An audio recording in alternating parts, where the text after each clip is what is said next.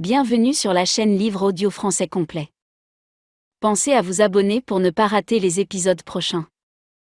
Les ratés prennent un dessert. Bon, quelle est donc ton idée, Mike ? Demanda Bill. L'ambiance venait d'être rompue par Rose, l'hôtesse, venue avec un plat de biscuits de bonne fortune. Elle avait regardé ces 6 personnes qui restaient là, la main levée, avec une absence de curiosité soigneusement étudiée. Ils rabaissèrent rapidement le bras et le silence régna jusqu'à son départ. La simplicité même, répondit Mike, pourrait être aussi fichtrement dangereux. Je m'en balance, dit Richie. Il me semble que nous devrions nous séparer pour le reste de la journée. Que chacun de nous devrait retourner à l'endroit de Derry dont il se souvient le mieux, en dehors des friches, évidemment. Je crois que pour l'instant, nous devrions tous nous abstenir de nous y rendre. Faites ça comme une sorte de pèlerinage, si vous voulez. Mais dans quel but, Mike ? Demanda Ben. Difficile de répondre. Vous devez comprendre que je me fie beaucoup à mon intuition. Et celle-là a un bon rythme sur lequel on peut danser, intervint Richie. Les autres sourirent, mais Mike, non. Il acquiesça au contraire. C'est une façon d'exprimer la chose qui en vaut une autre. Se fier à son intuition, c'est comme assimiler un rythme et se mettre à danser dessus. Se fier à son intuition, c'est difficile pour des adultes. C'est pourquoi je considère fondamental de le faire. Après tout, c'est ainsi que fonctionnent les gosses dans 80% des cas, en gros. Du moins jusque vers l'âge de 14 ans. Au fond, ce dont il est question, c'est de se replonger dans l'ancienne situation, remarqua Eddie. Il me semble, c'est en tout cas mon option.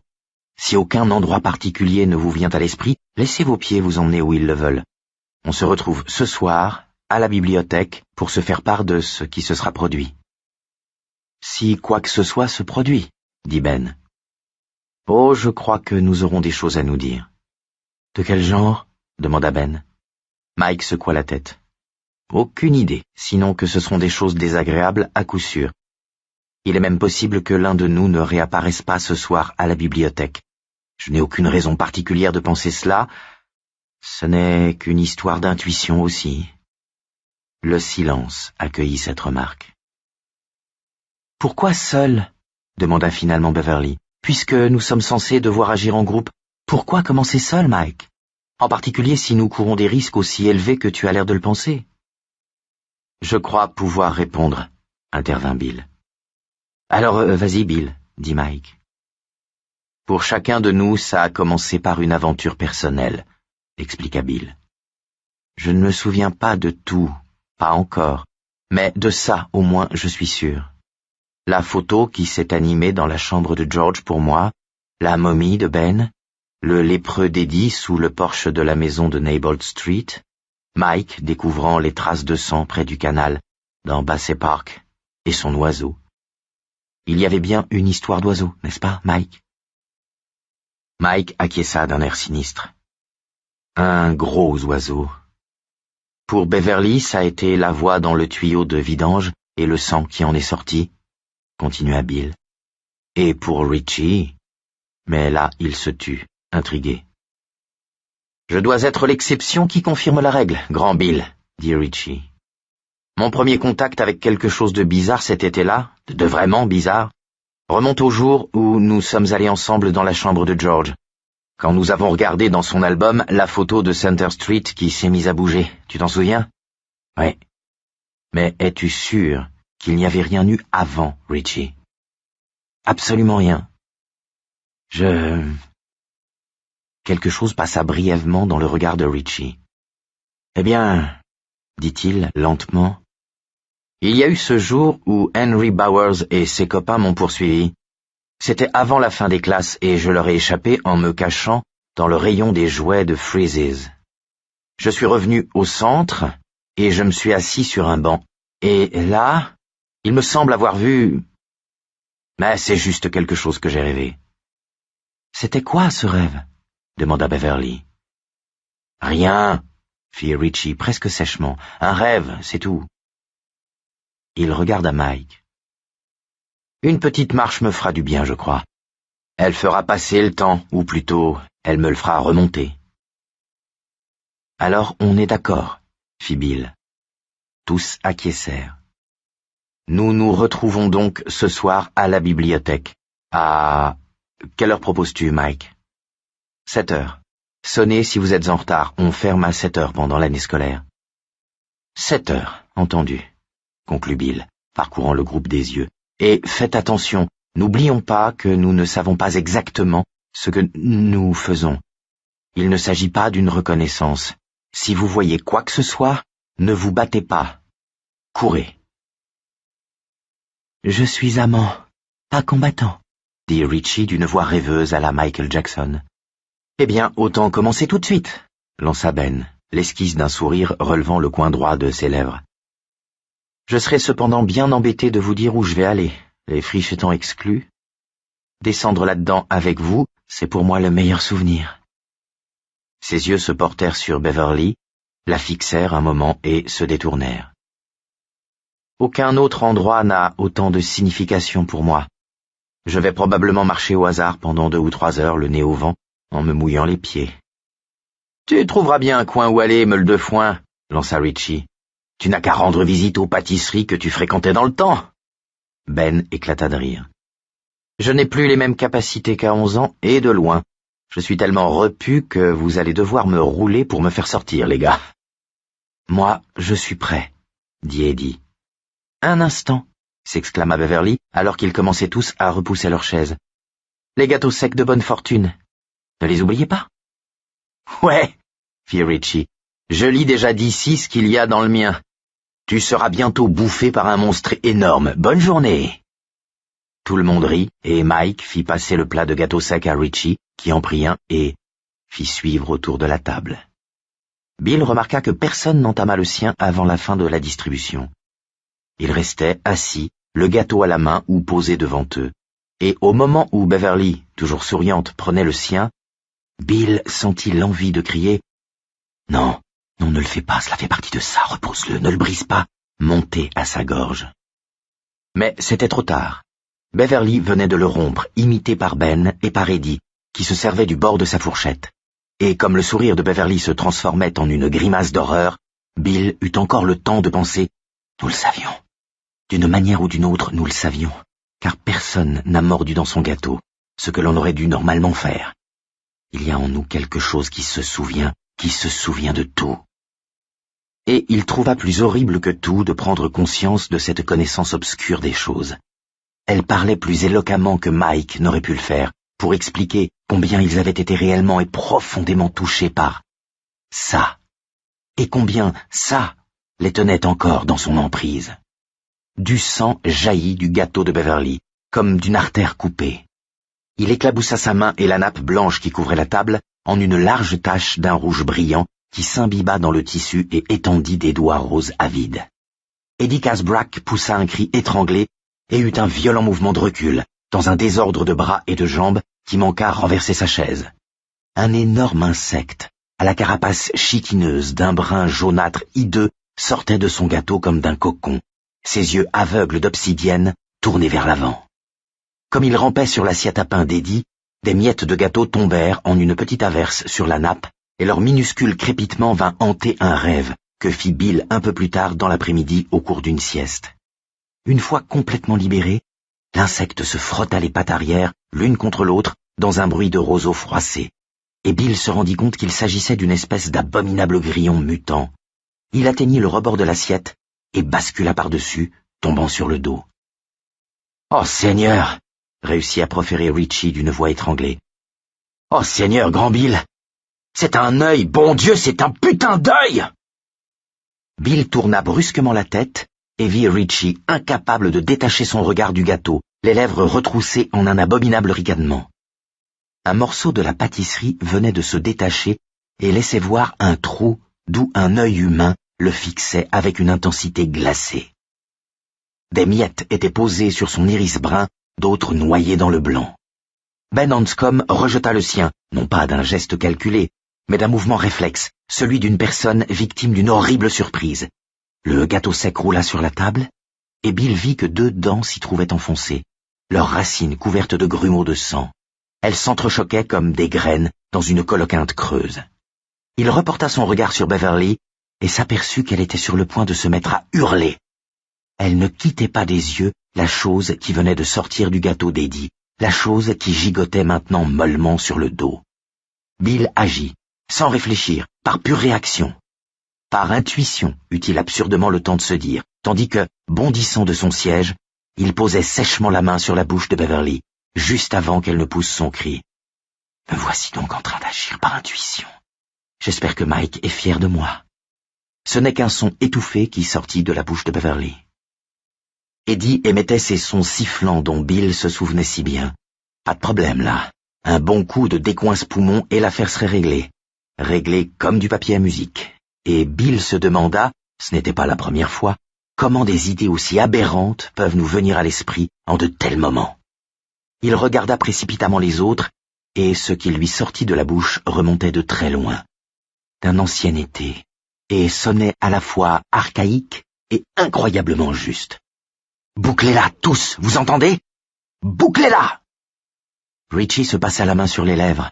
Le teint de Mike était maintenant d'un gris douteux, mais il hocha la tête vers Bill. Tous s'éloignèrent de la table. Bill n'avait pas ouvert son propre gâteau de bonne fortune, mais il le voyait se contracter et se dilater sur les côtés, lentement, se dilater, se contracter, sous la pression de la surprise qui lui était destinée.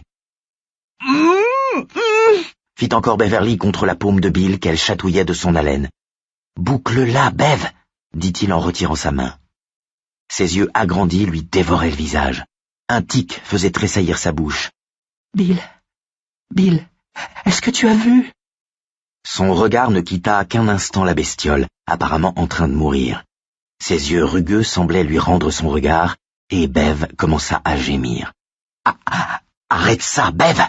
fit Bill d'un ton sévère. « Revenons à la table. »« Je ne peux pas, Billy. Je ne peux pas approcher de cette chose. »« Si, tu le peux. Il le faut. » Il venait d'entendre un bruit de pas rapide et léger, approchant dans le petit couloir de l'autre côté du rideau de perles. Il jeta un regard circulaire. « Revenez tous à la table, prenez un air naturel, parlez !» Beverly le regarda les yeux suppliants, mais Bill secoua la tête. Il s'assit et avança sa chaise contre la table, s'efforçant de ne pas s'intéresser au gâteau sec dans son assiette. Il gonflait comme un immonde furoncle se remplissant de pus, non sans continuer à se dilater et se contracter. « Dire que j'ai failli mordre là-dedans », pensa-t-il confusément. Eddie déclencha son inhalateur pour la deuxième fois, et le mélange émit un long gémissement délicat en descendant dans ses poumons. « D'après toi, qui va finalement remporter le trophée ?» demanda Bill à Mike, un sourire dément sur le visage. Rose franchit le rideau de perles à cet instant-là, arborant une expression légèrement interrogative. Du coin de l'œil, Bill vit que Bev s'était de nouveau mise à table. « Tu es une bonne fille, » pensa-t-il. « À mon avis, les Chicago Bears conservent toutes leurs chances, » répondit Mike. « Tout va bien ?» demanda Rose. « À la perfection, » dit Bill, montrant Eddie de la main. « Notre ami a simplement eu une crise d'asthme, mais il a pris son médicament et il va mieux maintenant. » Rose eut un regard inquiet pour Eddie. « Va mieux !» siffla Eddie. « Voulez-vous que je desserve ?»« Dans une minute, » répondit Mike, un grand sourire complètement artificiel sur le visage.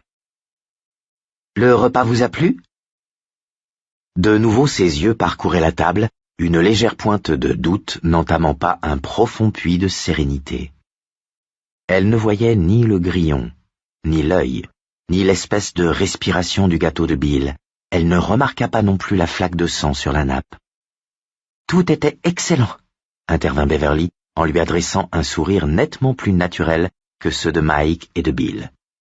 Rose parut rassurée et convaincue que si quelque chose était allé de travers, ce n'était une question ni de cuisine ni de service.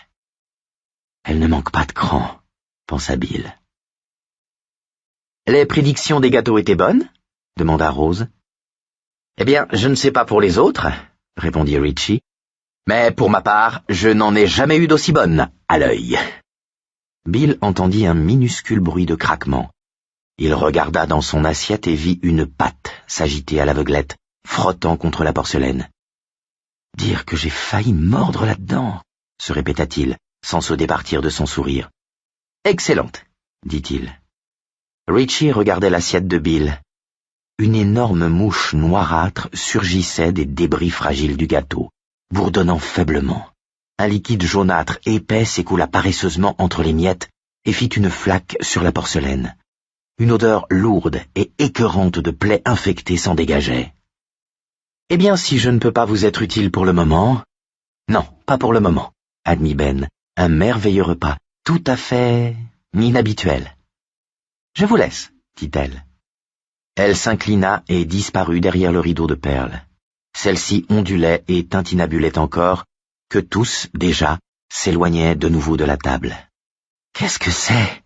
demanda Ben, la voix enrouée, avec un geste vers ce qui s'agitait dans l'assiette de Bill.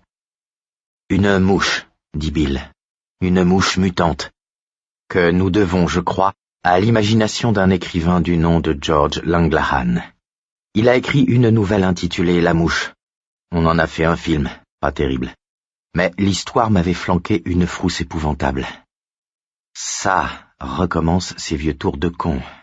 Très bien. Cette histoire de mouche me trotte par la tête depuis quelque temps, car j'ai envisagé d'écrire un roman sur le même thème.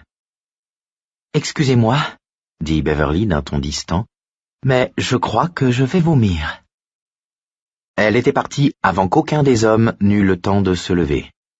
Bill déplia sa serviette et la jeta sur la mouche, qui avait maintenant la taille d'un jeune moineau. Impossible qu'une bestiole de cette taille fût sortie d'un petit gâteau sec chinois. Et pourtant, elle bourdonna par 2 fois et se tut. « Seigneur, » dit faiblement Eddie. « Barrons-nous d'ici, bordel. Barrons-nous, » fit Mike. « Bev nous rejoindra dans l'entrée. » La jeune femme sortit des toilettes au moment où ils se regroupaient autour de la caisse. Elle était pâle, mais maîtresse d'elle-même. Mike paya, fit la bise à Rose et tous sortirent pour se retrouver sous la pluie de l'après-midi. « Cela fait-il changer d'avis à quelqu'un » demanda Mike. « Non, pas à moi, » dit Ben. « À moi non plus, » ajouta Eddie. « Quel avis » demanda Richie. Bill secoua la tête et regarda Beverly. « Je reste, » dit-elle. « Bill, que voulais-tu dire quand tu as parlé de ces vieux tours de con ?» J'avais envie d'écrire une histoire d'insectes et du coup, ça m'a rappelé l'histoire de ce Langlahan. C'est ainsi que j'ai vu la mouche. Tandis que pour toi, c'était du sang, Beverly. Mais au fait, pourquoi du sang ? À cause de celui qui est sorti du trou d'évacuation, répondit aussitôt Beverly. Tu sais, l'évier de cette salle de bain dans notre vieille baraque quand j'avais 11 ans. Était-ce vraiment cela ? Elle ne le croyait pas, car ce qui lui était immédiatement venu à l'esprit quand le sang chaud avait jailli entre ses doigts, c'était l'empreinte sanglante laissée par son pied quand elle avait marché sur le fragment de bouteille de parfum. Tom et... Je me fais vraiment du souci pour toi, Bevy. Son père. Toi aussi tu as eu droit à un insecte, dit Bill à Eddie. Pourquoi ? Pas n'importe quel insecte, mais un grillon, répondit Eddie. Un grillon. Nous en avons plein le sous-sol. Une maison à 200 000 $ et impossible de se débarrasser des grillons. La nuit, ils nous rendent fous. 2 ou 3 jours avant l'appel de Mike, j'ai fait un cauchemar épouvantable. J'ai rêvé que je me réveillais et que le lit était rempli de grillons. Je voulais les tuer à coups d'inhalateur, mais à chaque fois que j'appuyais sur la détente, il se mettait à crépiter et je me rendais compte qu'il en était plein lui aussi. C'est alors que je me suis réveillé. L'hôtesse n'a rien vu, dit Ben à Beverly. Tout comme tes parents n'ont jamais vu le sang qui avait éclaboussé partout. En effet, répondit-elle. Ils restaient debout dans la fine pluie de printemps, se regardant les uns les autres. Mike consulta sa montre. Il y a un bus dans 20 minutes, dit-il. Sinon je peux prendre 4 personnes dans ma voiture en se serrant un peu. Ou bien on peut appeler des taxis. Comme vous voudrez. Je crois que je vais partir d'ici, à pied, dit Bill. Je ne sais pas où je vais aller, mais un peu d'air frais est ce qui me fait le plus envie pour le moment. Je vais appeler un taxi, dit Ben. Richie s'invita dans le taxi de Ben, et Beverly et Eddie décidèrent d'attendre le bus. 7 heures, ce soir, leur rappela Mike. Et soyez prudents, tous. Ils promirent de l'être, mais Bill resta dubitatif sur la valeur d'une telle promesse, quand on est confronté à des menaces aussi formidables qu'inconnues. Il voulut le leur dire, mais lut sur les visages qu'ils le savaient déjà. Il s'éloigna donc avec un geste d'adieu de la main. L'air humide était agréable au visage. Il y avait une bonne trotte jusqu'en ville, mais c'était parfait. Il voulait réfléchir à un certain nombre de choses. Il était soulagé que la réunion fût terminée et la décision prise.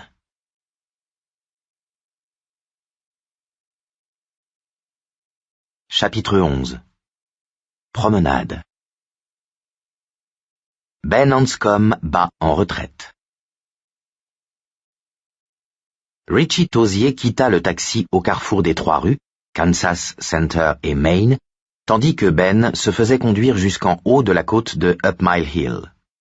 Le conducteur était le francophone de Bill, mais il était tombé dans un silence morose et Ben et Richie n'eurent pas droit à son numéro pittoresque. Ben aurait tout aussi bien pu descendre avec Richie, toutefois, il semblait plus judicieux de commencer seul. Debout au coin de Kansas Street et de Daltrey Close, les mains enfoncées dans les poches, il suivit des yeux le taxi qui se glissait dans la circulation, tout en essayant d'oublier l'abominable conclusion du déjeuner. Il n'y arrivait pas. Ses pensées ne cessaient de revenir à la mouche noire, s'extrayant du gâteau de bonne fortune de Bill, ses ailes veinées collées sur le dos. Il avait beau se forcer à penser à autre chose, 5 minutes plus tard, il s'apercevait que son esprit y était retourné. J'essaye de trouver un moyen de justifier ça, se dit-il, d'un point de vue plus mathématique que moral. On construit un immeuble en observant certaines lois naturelles qu'on peut exprimer par des équations qui, elles-mêmes, doivent être justifiées. Où se trouvait la justification de ce qui s'était passé moins d'une demi-heure auparavant?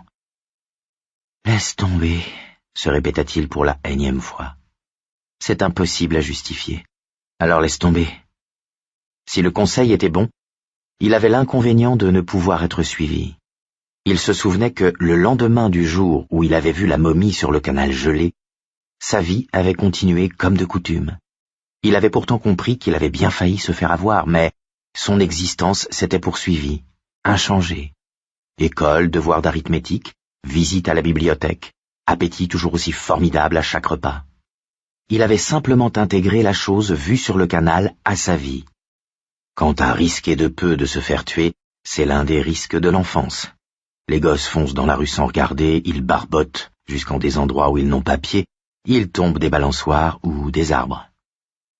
Et à présent, devant la vitrine d'une quincaillerie, une boutique de prêteurs sur gage en 1958, Ben s'en souvenait avec des armes, des guitares et des rasoirs à l'étalage. Sous le crachin qui allait diminuant, il lui vint à l'esprit que les enfants étaient meilleurs pour ce qui était de manquer mourir de peu et pour incorporer l'inexplicable à leur vie. Les enfants croient implicitement au monde invisible. Les miracles, bons ou nuisibles, méritent d'être pris en considération, certes, mais le monde ne s'en arrête pas pour autant de tourner. Une brusque manifestation de beauté ou d'épouvante, à 10 ans, n'interdit pas un bon repas 1 heure plus tard. En grandissant, tout cela change. On ne reste plus allongé dans son lit à se dire que quelque chose est accroupi dans la penderie ou gratte à la fenêtre.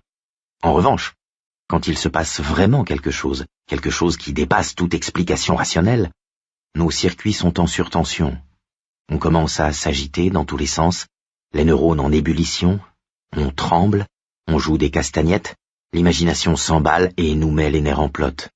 On est tout simplement incapable d'intégrer ce qui vient d'arriver à l'expérience que l'on a de la vie. Ça ne passe pas. L'esprit ne cesse d'y revenir, à petits coups de patte légers de chaton, jusqu'à ce que finalement, bien entendu, on devienne fou ou jusqu'à ce qu'on se réfugie en un endroit où l'on ne peut plus fonctionner. Si jamais c'est ce qui arrive, pensa Ben, je suis foutu. Nous sommes foutus. Il commença de remonter Kansas Street sans avoir conscience de s'être fixé un but. Une pensée lui traversa soudain l'esprit. Qu'avons-nous fait du dollar d'argent? Il ne se souvenait toujours pas. Le dollar d'argent.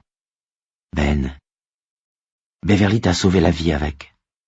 La tienne, et peut-être celle de tous les autres, et en particulier celle de Bill. Ça a bien failli m'étriper avant que Beverly ne fasse quoi? Qu'a-t-elle donc fait? Et comment a-t-elle réussi? Elle a fait reculer ça et nous l'avons aidée. Mais comment? Un mot lui revint tout d'un coup à l'esprit, un mot qui n'avait aucun sens et qui pourtant lui donna la chair de poule. Chud. Il baissa les yeux sur le trottoir et vit la silhouette d'une tortue dessinée à la craie.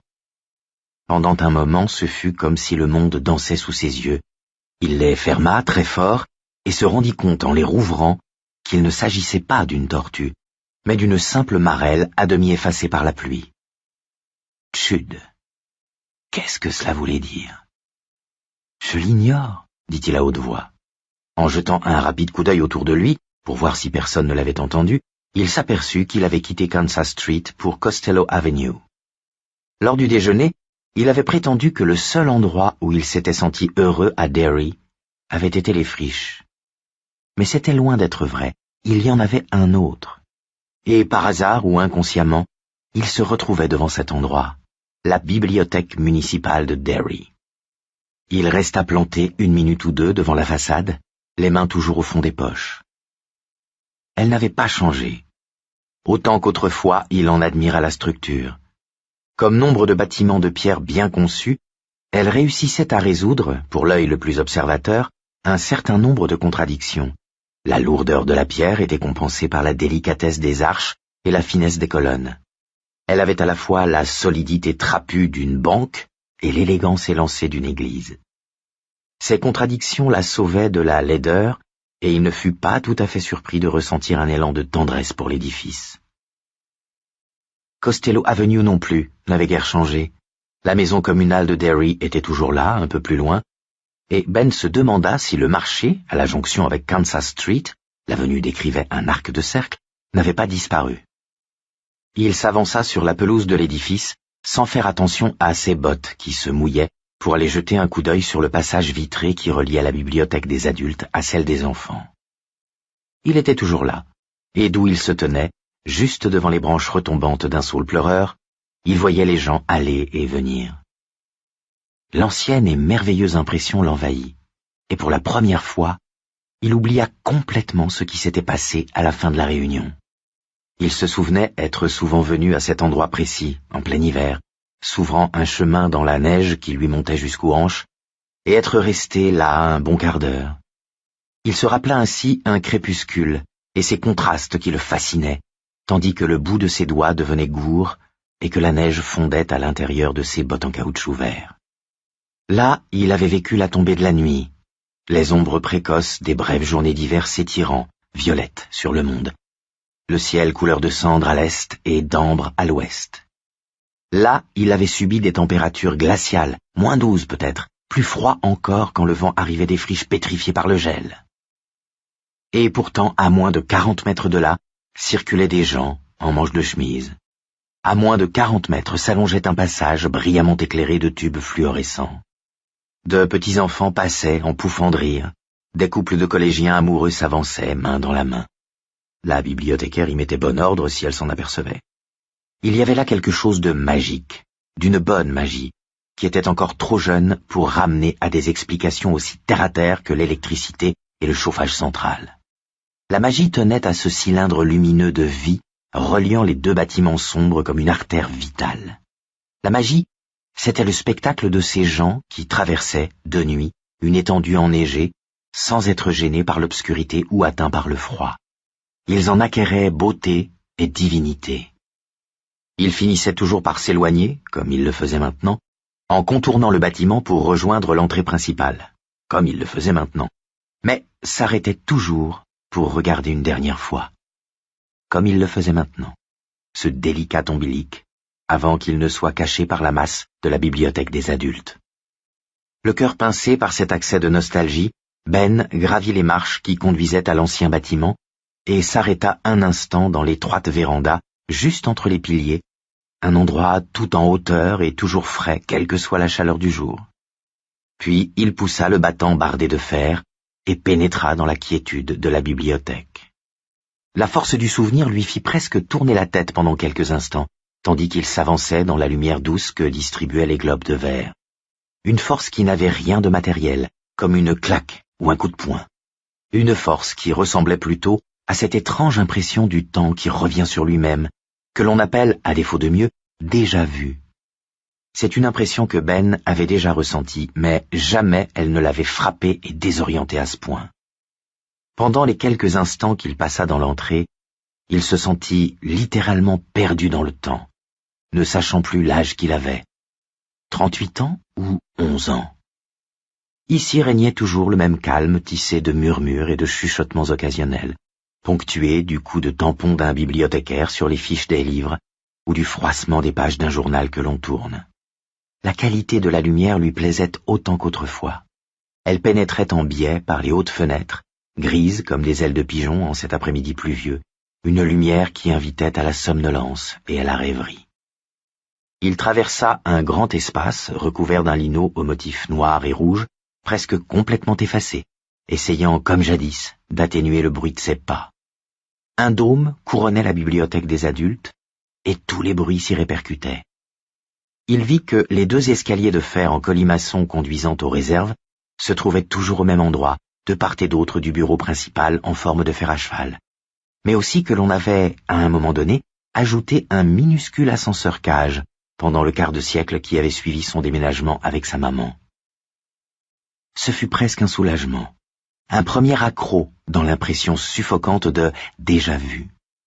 Il se sentait comme un intrus, comme un espion débarquant d'un autre pays.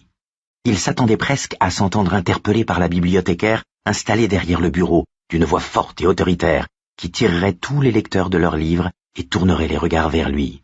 « Hé, vous, que faites-vous ici? Vous êtes de l'extérieur, vous n'avez rien à faire ici.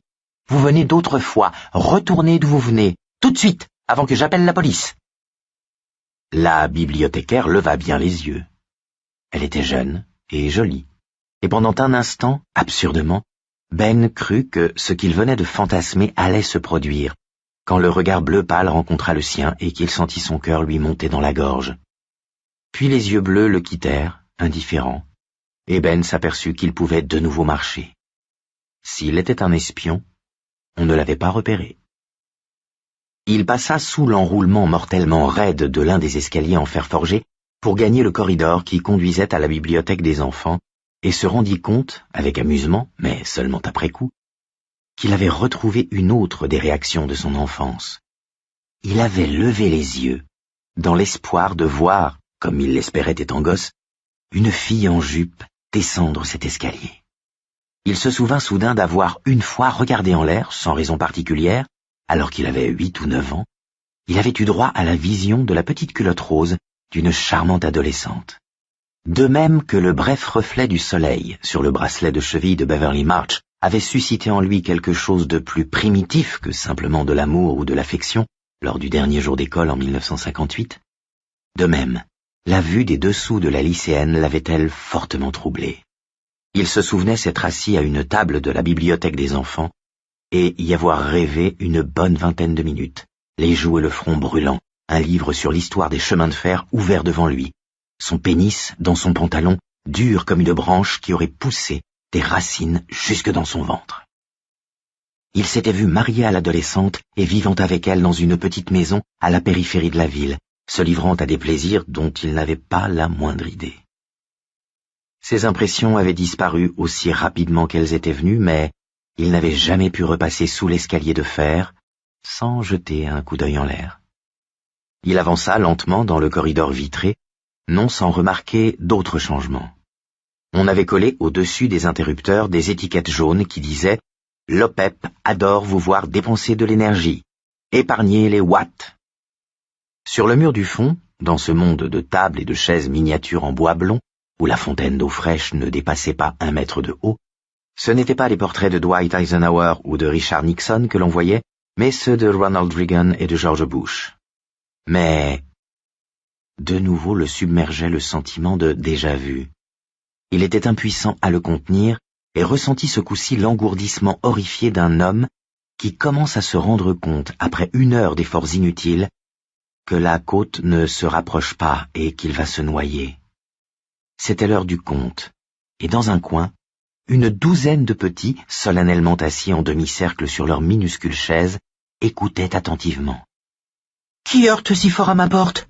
était en train de dire une jeune femme en prenant un ton terrifié. Et Ben pensa, « Quand elle va relever la tête, je vais m'apercevoir que c'est Miss Davis. Ouais, ce sera Miss Davis et elle n'aura pas vieilli d'un jour. » Mais quand la conteuse se redressa, c'est une femme encore plus jeune que la Miss Davis qu'il avait connue qui l'aperçut. Certains des enfants se cachaient la bouche de la main et pouffaient tandis que d'autres la regardaient, simplement, avec dans le regard la lumière de cette fascination éternelle qu'exercent les contes de fées. Le monstre serait-il vaincu, ou bien allait-il dévorer les petits cochons? « Ouvre-moi ta maison de paille, petit cochon !» continua la jeune femme, tandis que Ben, tout pâle, passait. Comment est-il possible que ce soit la même histoire? Exactement la même. Dois-je me persuader qu'il s'agit d'une simple coïncidence? Mais ce n'est pas possible, je ne peux pas y croire. Il s'inclina sur la fontaine, obligé de se courber au point qu'il avait l'impression d'être Richie en train de faire ses salamalek salami. Il faudrait pouvoir parler à quelqu'un, pensa-t-il paniqué. Mike, Bill, quelqu'un. Quelque chose est-il en train de superposer passé et présent ici? Ou n'est-ce que mon imagination? Parce que, sinon, je ne suis pas sûr d'avoir topé pour ce marché-là. Il regarda vers le bureau de contrôle et éprouva l'impression que son cœur s'était arrêté de battre quelques instants dans sa poitrine avant de repartir au galop. L'affiche était simple, brutale, familière. Elle disait simplement « N'oubliez pas le couvre-feu, 19 heures, service de police de Derry. » Instantanément, tout lui parut clair, tout lui parvint en un sinistre éclair de compréhension, quand il se rendit compte que le vote auquel ils avaient procédé était une farce. Il n'existait aucun moyen d'y échapper, il n'y en avait jamais eu. Ils avançaient sur des rails aussi solidement posés qu'étaient inscrits dans son cerveau les souvenirs comme celui qui lui avait fait lever la tête sous l'escalier. Ici, à Derry, retentissait un écho mortel, et ce qu'ils pouvaient espérer de mieux était que cet écho évolue suffisamment en leur faveur pour qu'ils puissent s'enfuir encore en vie. « Seigneur !» murmura-t-il, se frottant rudement la joue de la main. « Puis-je vous aider, monsieur ?» demanda une voix juvénile à côté de lui, le faisant légèrement sursauter. C'était une jeune fille d'environ 17 ans, ses cheveux blonds foncés retenus par 2 barrettes au-dessus de son joli minois d'écolière. Une assistante bibliothécaire, évidemment. Il y en avait déjà en 1958. Des collégiens et des collégiennes qui rangeaient les livres, montraient aux petits comment se servir du catalogue, et venaient en aide aux chercheurs perdus dans les notes et les références. Ils touchaient un salaire de misère, mais on trouvait toujours de jeunes volontaires. C'était un travail agréable.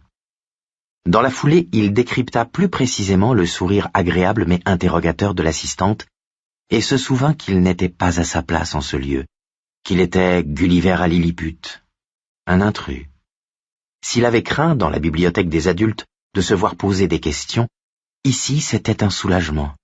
Cela prouvait qu'il était encore un adulte.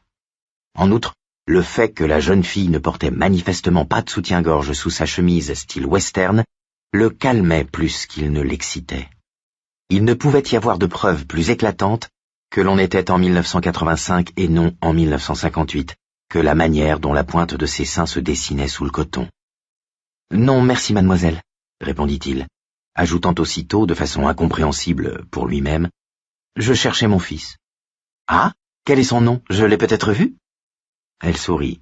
« Je connais presque tous les enfants. »« Il s'appelle Ben Hanscom, mais je ne le vois pas ici. »« Décrivez-le-moi, et je lui transmettrai un message, si vous le désirez. »« Eh bien, » dit Ben, mal à l'aise et furieux de s'être fourré dans cette situation, « il est du genre bien en chair, et il me ressemble de visage. Mais ce n'est pas bien grave, mademoiselle. Si vous le voyez, dites-lui simplement que son père s'est arrêté en passant. »« Je n'y manquerai pas, » dit-elle avec un sourire, mais un sourire qui n'arriva pas jusqu'à ses yeux. Ben se rendit brusquement compte qu'elle n'était pas venue lui parler par simple politesse et désir de l'aider.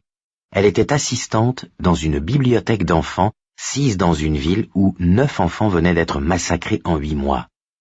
Un homme bizarre arrive dans ce monde à échelle réduite, où les adultes ne passent guère que pour laisser leurs gosses et les reprendre, et l'on devient soupçonneux, évidemment. « Merci », dit-il, lui adressant un sourire qu'il espéra rassurant, avant de s'enfuir.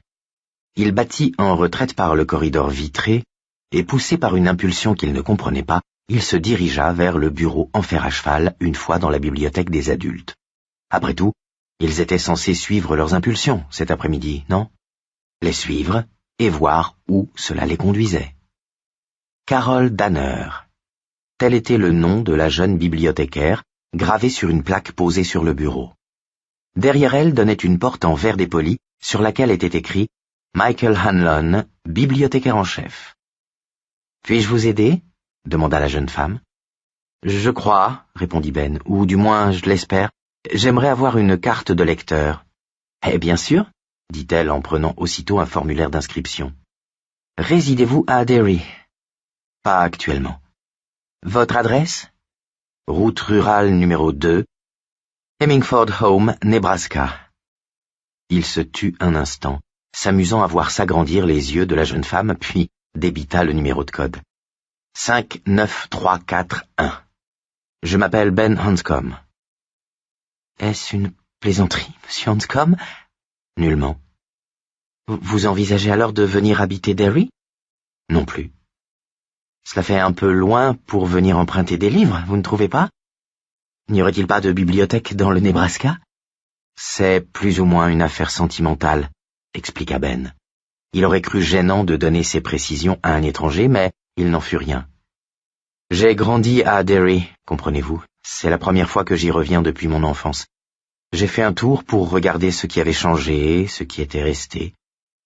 Je me suis tout d'un coup rendu compte que j'y avais passé 10 ans, entre 3 et 13 ans, et que je n'avais rien pour évoquer cette période, même pas une carte postale.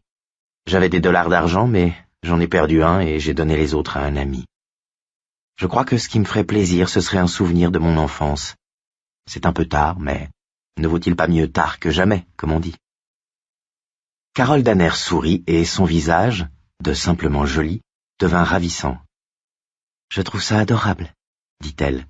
« Si cela ne vous ennuie pas de patienter une quinzaine de minutes, je vais vous faire votre carte. » Ben esquissa un sourire. « Je suppose qu'il y a une cotisation à payer, surtout en tant qu'étranger à la ville. »« Aviez-vous une carte autrefois ?»« Bien sûr. » Son sourire s'agrandit.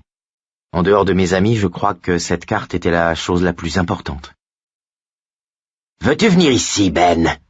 lança soudain une voix, déchirant le silence de la salle avec une précision de scalpel. Il fit brusquement demi-tour, avec cette expression de culpabilité qu'ont les gens quand quelqu'un crie dans une bibliothèque.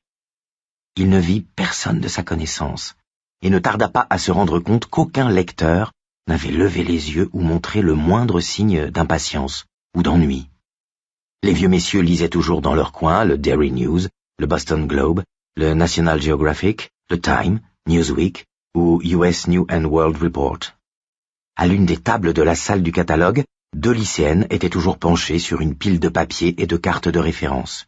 Plusieurs personnes feuilletaient les livres d'un présentoir, nouvelles acquisitions fiction.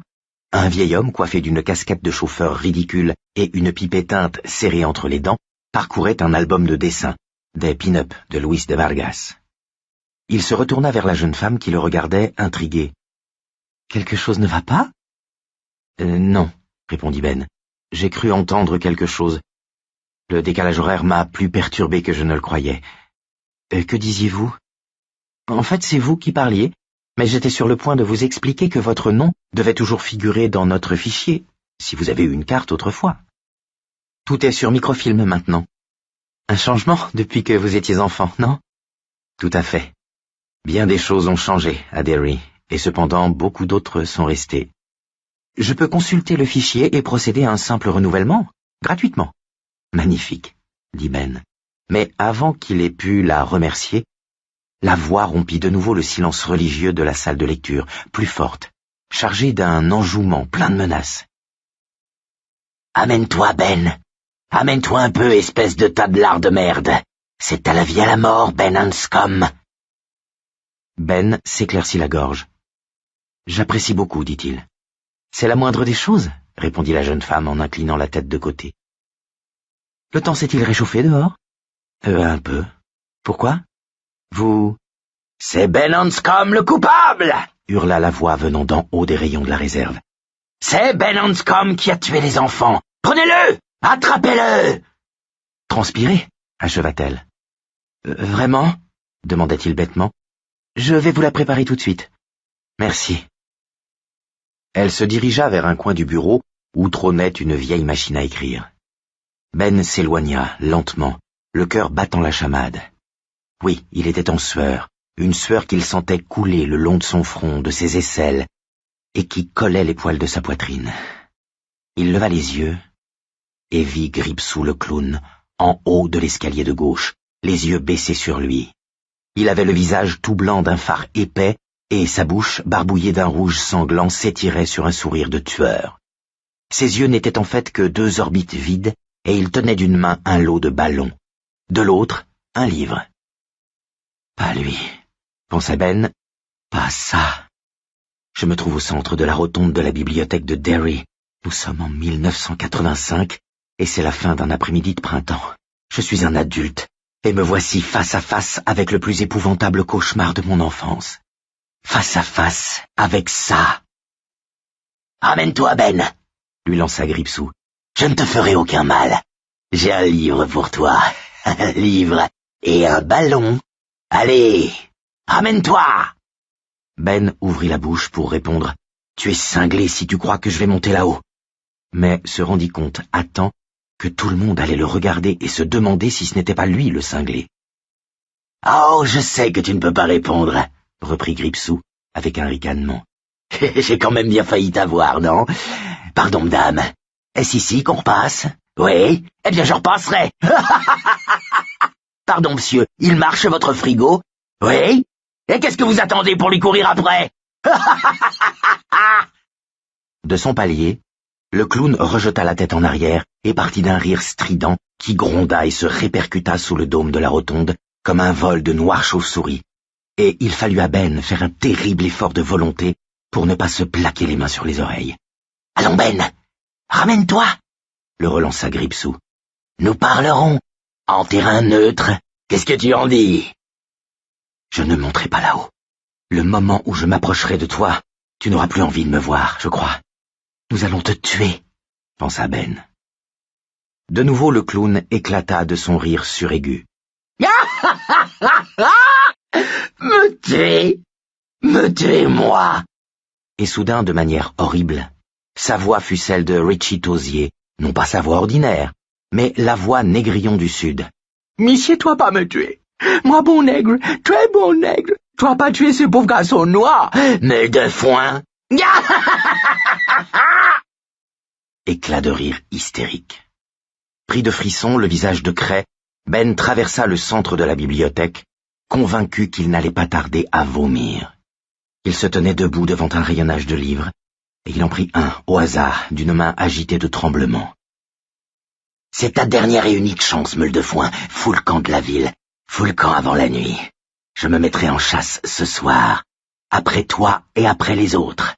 Tu es trop vieux pour m'arrêter, Ben, vous êtes tous trop vieux, tout juste bons à vous faire tuer. Tire-toi donc, Ben. Tiens-tu absolument à assister à ça, ce soir ?» Il se tourna lentement, tenant toujours le livre dans ses mains tremblantes. Il ne voulait pas regarder, mais on aurait dit qu'un doigt glacé le tirait par le menton et lui soulevait la tête. Le clown avait disparu. À sa place se tenait Dracula, mais pas le Dracula du film, ni Bela Lugosi, ni Christopher Lee, ni Frank Langella, ou aucun autre.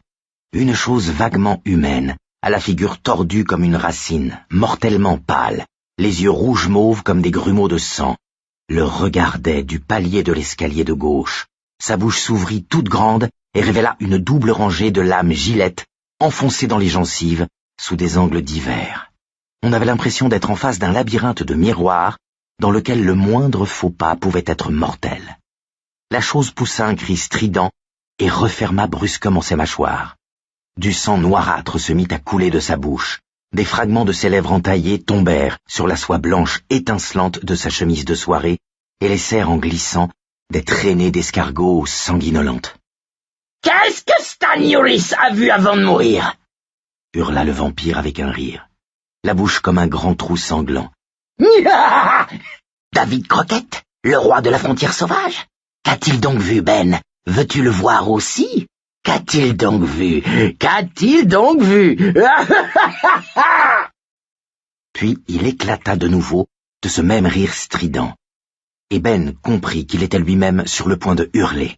Oui, qu'il ne pourrait pas s'en empêcher, pas moyen, rien à faire. Du sang s'écoulait goutte à goutte du palier en une averse sinistre. Une goutte avait atterri sur la main déformée par l'arthrite d'un vieil homme en train de lire The Wall Street Journal. Elle coula le long de ses articulations sans qu'il la vît ou la sentît. Ben inspira de l'air, certain qu'il ne l'accumulait que pour crier, chose impensable dans la quiétude de cet après-midi de crachin léger, aussi choquante qu'un coup de couteau ou une bouche pleine de lames de rasoir. Au lieu de cela, à demi avalé, prononcé à voix basse comme une prière, ces mots se bousculèrent dans sa bouche. Nous en avons fait des balles. Évidemment. Nous avons fait des balles avec le dollar d'argent. L'homme en casquette de mécanicien qui feuilletait l'album de Vargas leva la tête, le regard perçant. Absurde, dit-il. Du coup, des gens levèrent la tête et quelqu'un fit « chut » en direction du vieil homme d'un ton de reproche. « Je suis désolé », dit Ben d'une voix basse et tremblante. Il avait vaguement conscience que son visage dégoulinait maintenant de transpiration et que sa chemise lui collait au corps. Je pensais à voix haute. « Absurde !» reprit l'homme un ton plus haut. « Il est impossible de fondre des balles avec un dollar d'argent. Préjugé populaire, fiction de BD. Le problème est qu'avec une gravité spécifique... » Soudain, la jeune femme, Carol Danner, se trouva à leur côté. « Il faut garder le silence, Monsieur Brockhill, dit-elle gentiment. Les gens lisent et... »« Il est malade, la coupa sèchement Brockhill en retournant à son livre. Donnez-lui donc une aspirine, Carol. Carol Danner se tourna vers Ben et son visage prit une expression inquiète. Êtes-vous malade, Monsieur Hanscom? Je sais que c'est très impoli de faire ce genre de remarques, mais vous avez une mine épouvantable. J'ai mangé dans un restaurant chinois à midi, je crois que ça ne passe pas. Si vous voulez vous allonger, il y a un canapé dans le bureau de Monsieur Hanlon. Vous pourriez... Non, je vous remercie, ça va aller. Ce n'était pas à s'allonger qu'il voulait, mais foutre le camp de la bibliothèque de Derry. Il regarda vers le palier. Clown et vampire avaient disparu, mais attaché à la balustrade de fer forgé, flottait un ballon. Sur son ventre tendu, on pouvait lire ces mots. « Bonne fin d'après-midi. Ce soir, tu meurs. » « J'ai votre carte, » dit-elle en posant une main légère sur son bras. « Vous la voulez toujours ?»« Oui, merci beaucoup, » dit Ben en prenant une profonde inspiration traversée de frissons. « Je suis désolé pour cet incident. J'espère simplement qu'il ne s'agit pas d'une intoxication alimentaire, » dit-elle. « Ça marcherait pas, » reprit M. Brockhill, sans lever les yeux de l'album, ni retirer la pipe de la bouche. « C'est un truc de mauvaise science-fiction. » Et, sans aucune idée de ce qu'il allait dire, Ben s'entendit répondre. « En fait, c'était de la grenaille, pas des balles. On s'est presque tout de suite rendu compte qu'on n'y arriverait pas. Nous n'étions que des gosses, comprenez-vous, c'était moi qui avais eu l'idée de... »« Chut !» fit quelqu'un d'autre. Brockhill jeta un coup d'œil surpris à Ben, parut sur le point de répliquer, puis retourna à ses dessins. Au bureau, Carol Danner lui tendit une petite carte orange avec la mention « Bibliothèque municipale de Derry ». Amusé, Ben s'aperçut que c'était sa première carte de lecteur adulte. Celle de son enfance avait été jaune canari. « Êtes-vous sûr que vous ne voulez pas vous allonger, Monsieur Hanscom ? Je me sens un petit peu mieux, merci. » Vraiment ? Il réussit à lui adresser un sourire. Vraiment. C'est vrai que vous avez l'air un peu mieux, admit-elle, mais avec une pointe de doute, comme si elle pensait que c'était ce qu'il fallait dire et non la vérité. Puis elle passa un livre dans l'appareil qui servait à enregistrer les prêts, et Ben se sentit pris d'une forme quasi hystérique d'amusement. C'est le bouquin que j'ai piqué au hasard quand le clown s'est mis à faire la voix de Négrillon. Elle pense que je désire l'emprunter. C'est le premier retrait que je fais à la bibliothèque de Derry, en 25 ans, et je ne sais même pas ce que c'est. En plus, je m'en fous. Qu'on me laisse sortir d'ici, c'est tout ce que je demande. Merci, dit-il en glissant l'ouvrage sous son bras. Vous êtes tout à fait le bienvenu, Monsieur Hanscom. Êtes-vous sûr de ne pas vouloir un peu d'aspirine? Absolument. répondit-il avant d'ajouter, non sans une hésitation. Vous ne sauriez pas par hasard ce qu'est devenue Mrs. Starrett, Barbara Starrett. Elle était autrefois responsable de la bibliothèque des enfants. Elle est morte, dit Carol Danner. Il y a 3 ans de cela. Une attaque, si j'ai bien compris. Désolant. Elle était relativement jeune, 58 ou 59 ans, je crois. Monsieur Hanlon a fait fermer la bibliothèque ce jour-là. Oh, dit Ben, qui sentit un vide se creuser dans son cœur. Voilà ce qui arrivait quand on revenait sur les lieux de son enfance. Le glaçage du gâteau était délicieux, mais le contenu amer. Les gens vous oubliaient, mouraient, perdaient leurs cheveux ou leurs dents. Parfois, on s'apercevait qu'ils avaient aussi perdu l'esprit. Oh, c'est quelque chose d'être en vie, bon Dieu de bon Dieu. Je suis désolée, dit-elle. Vous l'aimiez bien? Tous les gosses aimaient Mrs. Starrett, répondit Ben, inquiet de sentir les larmes lui monter aux yeux. Est-ce que vous... Qu'elle me demande une fois de plus si je vais bien, et je vais vraiment me mettre à pleurer ou à crier, n'importe quoi. Il jeta un coup d'œil à sa montre et dit « Oh, il faut vraiment que je parte. Merci pour votre gentillesse. Bonne fin de journée, monsieur Hanscom. » Et comment? Vu que ce soir je meurs... Il eut un geste du doigt en sa direction et retraversa la salle. Monsieur Brockhill lui jeta un bref regard, perçant et plein de suspicion. Ben leva une dernière fois les yeux sur le palier de l'escalier gauche. Le ballon y flottait toujours, au bout de son fil. Mais le texte avait changé, et on y lisait maintenant « J'ai tué Barbara Starrett. Grippe sous le clown. » Il détourna le regard, sentant à nouveau son cœur lui monter dans la gorge. Il fut surpris, en sortant, de trouver le soleil. Les nuages se dissipaient et laissaient place aux tièdes rayons d'un après-midi de mai, qui donnait à l'herbe un vert d'une incroyable luxuriance. Ben sentit se dissiper le poids qu'il avait sur la poitrine, comme s'il avait abandonné dans la bibliothèque quelque insupportable fardeau.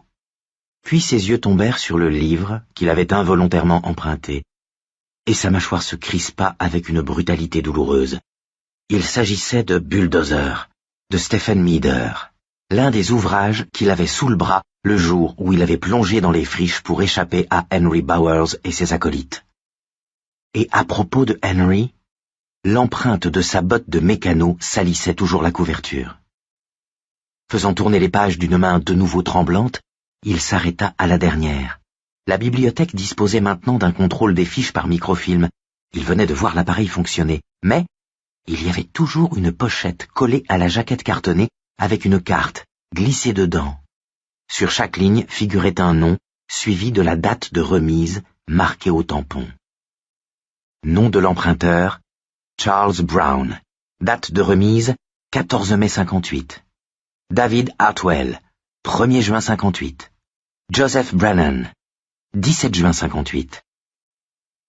Et la dernière ligne de la carte portait sa propre signature enfantine, tracée lourdement au crayon. Benjamin Hanscom, 9 juillet 58.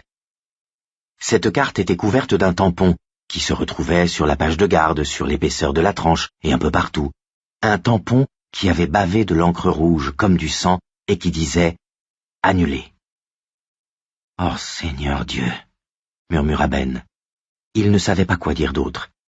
Cette exclamation semblait résumer toute la situation. « Oh Seigneur Dieu, Seigneur Dieu !» Debout dans la lumière toute neuve du soleil, il se demanda ce qui était arrivé aux autres.